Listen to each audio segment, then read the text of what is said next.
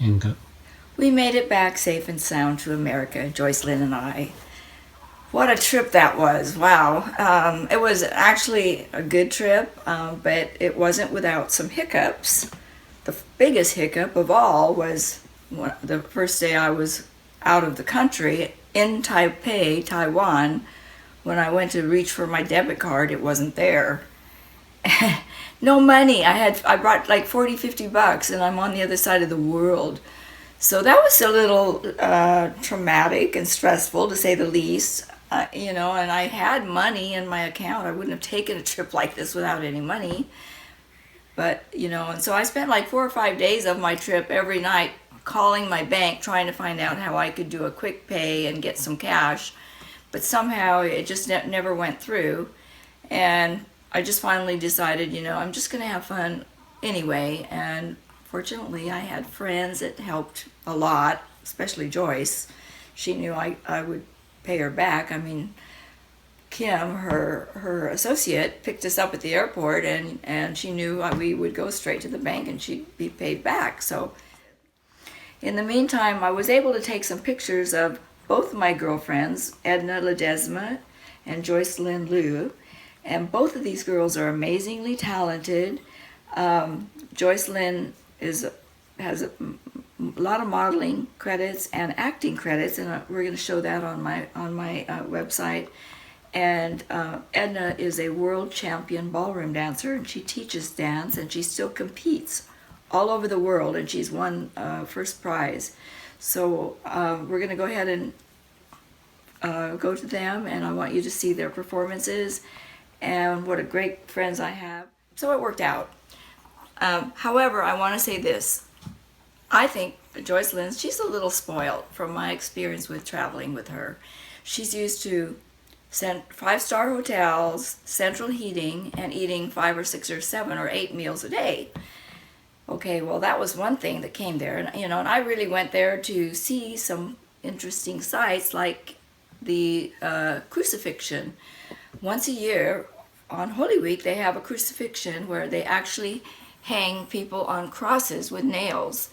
And they I don't know how many people, but there's quite a few, I would say 20 or 30 strong men. What they do is they cut on their backs like a heart, and then they flog themselves till blood is all over their back. Well, this is a big event. People come actually from all over the world. Media was there with many cameras. I was wanting to hire a film crew for this, but unfortunately I didn't have any money, so I did the best I could with my iPhone.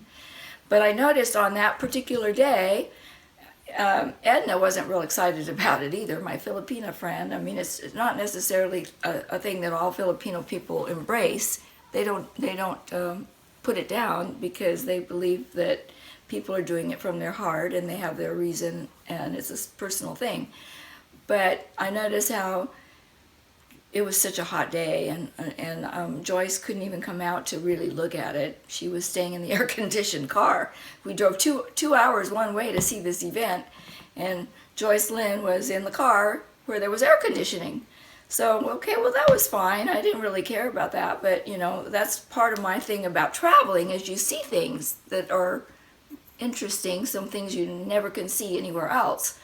But with her, she really didn't do that. She kind of went along for the ride that any of my friends would take us out to eat. That was a good thing. But as far as getting out and walking around, of course, bless her heart, that was another thing I discovered about her, is I think she's pretty accident prone. I don't think she really thought it was her fault, and maybe the first one was a little my fault. I was a little bit upset about just discovering my debit card gone, and I'm in Taipei with no money, so I did take the key out of the light fixture and leave her a little bit in the dark. But the second accident at the resort, I was very clear. I said, that step looks very, very dangerous. And somehow, I don't think she heard me, because I heard kind of like a scream, and then I went there, and here she is. We had just come out of the pool. We were in a mineral baths, had a nice little swim and just relax and everything therapeutic. And there she was on the ground, slaughtered all over the place. And the first time she hurt one foot, and this time she hurt the other foot. So anyway, well, she's going to tell you a little bit about her side of that. Now we're on some resort that we got to go to, which was beautiful. We had a lovely actual swim. I thought, this is great. We were taking this nude swim together. And, you know, like there's all these steps and everything. And she was saying, this is so dangerous. And I said, well, it's not as bad as the threshold. Although, I think I made a mistake saying that because I could be wrong. Unfortunately, it wasn't as bad in the respect that it was not metal, but tile steps can be very dangerous, as I have seen, because what happened was as we were going to our room, I tumbled down the wet tile steps because I thought, well, you know, why wear shoes to get them wet? Well, there's a reason. Anyway, I got my foot lodged in the tile crack between the door, and so now this foot hurts. This one's getting well though. Well, no, not exactly. This one hurts. Well, it doesn't hurt as much as it did the other day, but this one's now really hurting. So, but in my opinion, I think she's a little bit accident prone. I started worrying a little bit about traveling with her. After that second accident, I go, ooh, I better be careful with her. But the thing that amazed me about her, and I have to admit, I don't even think she's a real person, because she laughed. If we keep staying here pretty soon, and then then she takes me to her friend's house, and it's this gorgeous like security building, and they wouldn't even let us up the elevator because we didn't have the right qualifications to get in the place. So then we finally got in. We'd waited for an hour, and then she had to use the restroom. So then I thought, well, I should use it too because we've been waiting for so long, like an hour. So then I go in there, and there's no toilet paper. And I thought, she was just there. Doesn't she know there's no toilet paper? So I look inside. There's only like disinfectant Clorox I wasn't that desperate. So then I thought, what are we going to do? And so then I thought, well, what did she do? Did she know? Did she know there was no toilet paper? She could have told me. Had I had my purse, I could have had a Kleenex, but of course, I didn't think that I would need my purse.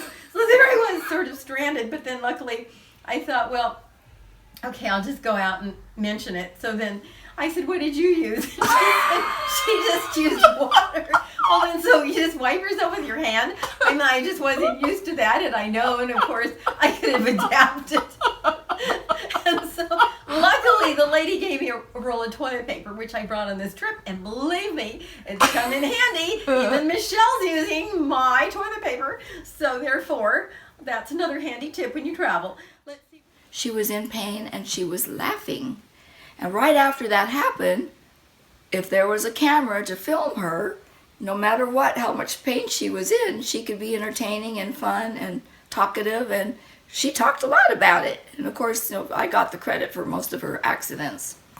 Well, Michelle, of course, left her debit card, and she doesn't have a credit card. And she has no money. No money whatsoever.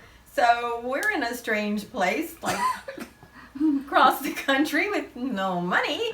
And of course, they wouldn't accept American dollars that much easy, but we spent a lot of money that way. But anyway, so she decides that she was going to try to wire her bank.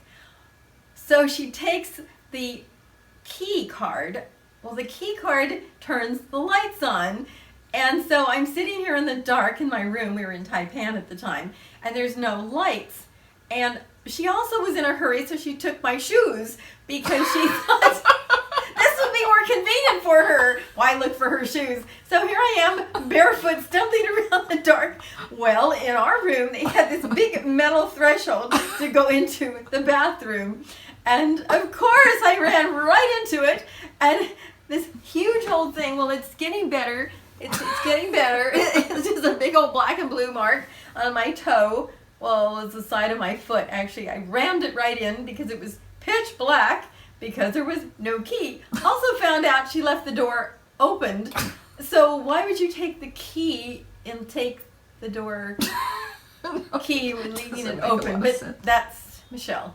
Alrighty then, so here I am. I decided to shut the door at least, since she did have the key, and I had another key which I put in, so there was light again, and I limped to my bed, and I found a cold can. I put it on my foot to try to ease the pain, and then when she came back with my shoes, I was, bruised, but I mean, it was not that bad. It wasn't great, but I hobbled around on the side of this foot.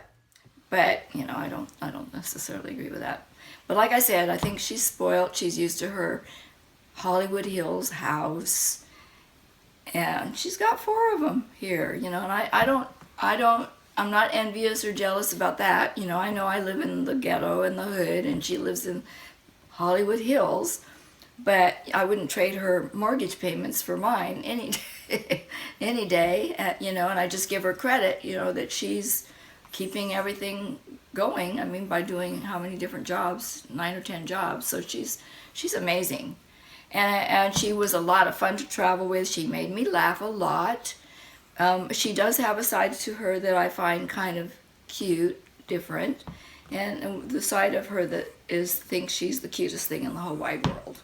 She really does think that, and I think that's great. I wish I had that opinion of myself. But one thing I don't agree with, and that is she came up and put her leg up next to mine and said, my legs are longer than yours, which they're not. They're really not at all. In fact, I would, any impartial judge, I would like to have them come and look at the 2 legs, because I know mine are longer. But she said, after all, I was a leg model. Well, so what? Her legs still aren't longer than mine. But anyway, I think it's funny, and it's kind of like a, cute little girl thing that we do together. We had so much fun, and Rocky's here back with me. I missed my little boy. He usually goes with me everywhere, but I couldn't take him to the Philippines. Let me see, what else can I say about Joyce? She just has such an amazing attitude. Even she was in pain, she had me laughing. We would wake up in the middle of the night. She would say things like, I'm a human vaporizer, because how would you know to bring stuff to put on, sores, thing that you injure yourself with?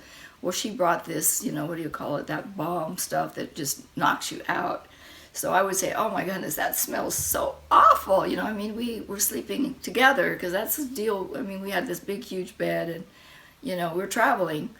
But me, I'm used to traveling. I'm used to sleeping, in Japan in small spaces on the floor. And she's just used to her comfort and everything. Her idea of traveling, I think, is going on a cruise, which I think is awful, because all you do is eat on those things. You really don't see the culture, the country. But anyway, we had a lot of fun, and I would love to go again with her sometime.